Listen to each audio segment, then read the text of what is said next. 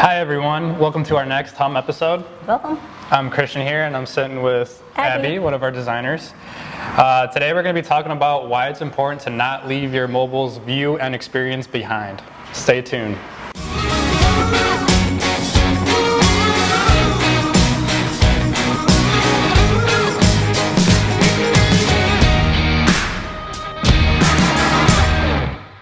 Welcome back everyone.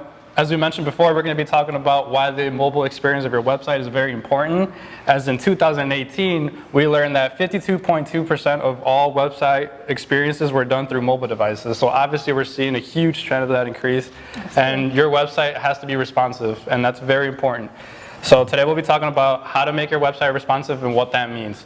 So Abby, why don't you tell us a little bit how you can make your website responsive and why that's very important? So first of all, just for everybody who doesn't know what a responsive website is, it's essentially just a website that is able to accommodate the sizes of your screen, whether you're using a desktop or if you're using a smartphone. It's able to maintain not only the style, the feel of the website, but most of all the content. Most of the websites now are responsive, but for those who currently don't have a responsive website, this video is for you. Yeah, so we put together 5 things that you can look out for on your website to see if your website's mobile friendly. So those 5 things are looking at your font size, your spacing, making sure your search works, and having well-sized images, and overall creating a very good interaction for your mobile website. So we'll dig deeper into those topics now. So first, we'll look at the font size. What's the importance of having a good style and font size of a website, and what does that look like? Okay, so obviously one of the biggest things for sites that don't have a mobile view is essentially when you're looking at it from a cell phone, it's the desktop version and just scaled down very, very small, which means it's very difficult to read text, so it's very hard for them to receive the content that they need from your website. So in order to make your site just a little bit more mobile friendly, you need to make sure at least your font is sitting at 16 point. Obviously this is going to change depending on what kind of font you're using, because some fonts are taller than others, some fonts are wider than others, but you also have to consider your branding. So if you've already got like marketing pieces that are all set, you will want to make sure that it's cohesive with all of your other designs.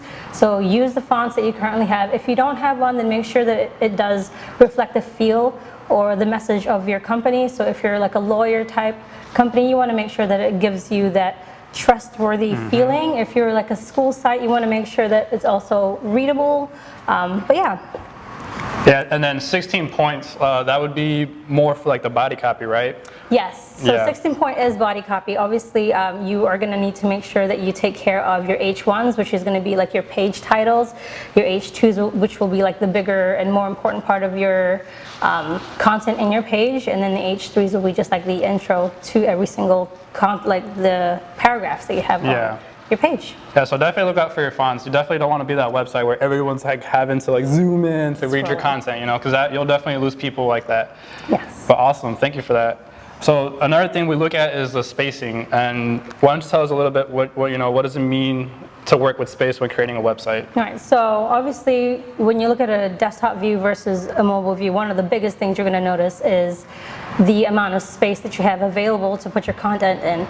On a desktop view, you have quite a bit of space, so you're able to, not really have to worry. There's not a lot of constraints as far as putting in your text, your pictures, your just all the other stuff that you have on your website. Whereas if you're looking at a website through a smartphone, you have a very small area. So you have to make sure that, first of all, get your most important part of your website in there, like your text. Obviously it has to be just big enough so it's readable. You also want to make sure that it's, what's the word I'm looking for? It's a journey as they're looking through your site, if I can say journey.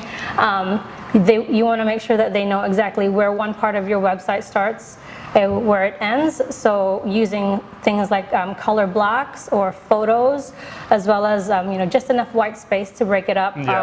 Will make it look nicer. But you also want to make sure that you don't add too much space, because obviously people are going to be scrolling through the site, and the more you have them search or look for their content, it's going to be a little bit frustrating for them. Yeah, and I like that you say journey, because I think that is a key word, because not only do you have to make it a journey to go through your website, but also make it a very easy journey. So again, the white space, and then also when you're looking at your buttons and your links, enough line space so that they're not having to struggle between hitting 2 links that are very tight together. Yes, that is correct. So all that stuff, you know, like she said, think about the journey and how that's going to feel through your viewers' experience. Awesome. So another thing that we look at is making sure that your search engine works, or your search bar works. And then how does that feature look like when it does work successfully? Well, since you're working in mobile view, obviously you're limited to your space. And you want to make sure that everybody is able to find the things that they're looking for on your website. So having a search feature that works and is able to pull, like, you know, the most important content if they're searching for, like if they're searching for your contact us page, if they can't find it, they just have to type contact us and it should pull. Obviously you have to test this before your site launches and make sure that it does work. Otherwise, you know, you'd have some very upset visitors on your site.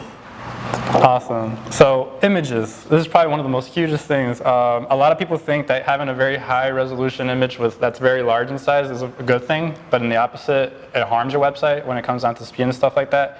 So when it comes to mobile view, Abby, why is it so important to have the actual right size image? So as you mentioned, resolution, you know, people think bigger resolution means better photos.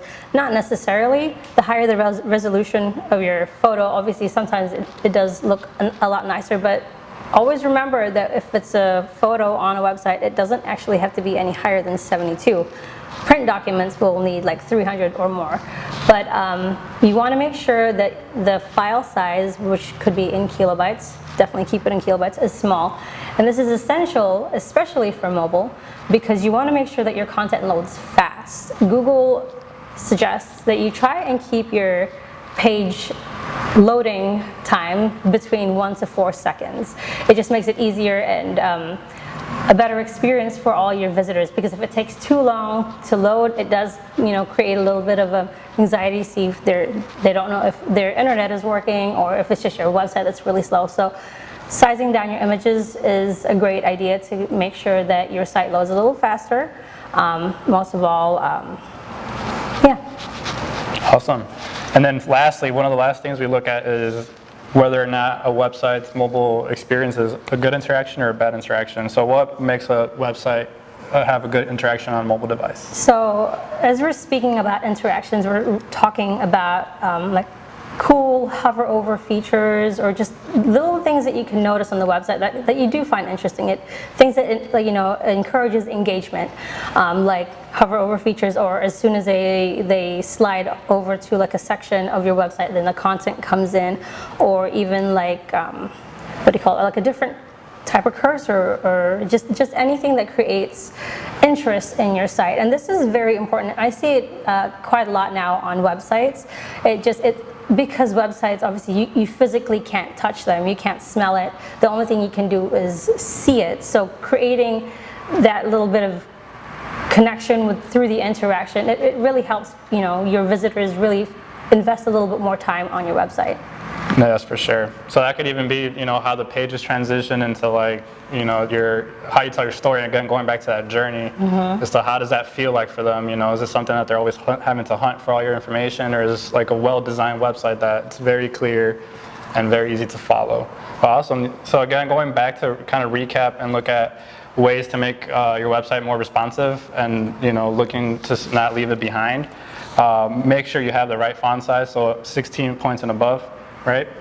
But you also have to consider the type of font that you're using. Yes, so consider your font size and consider your font style.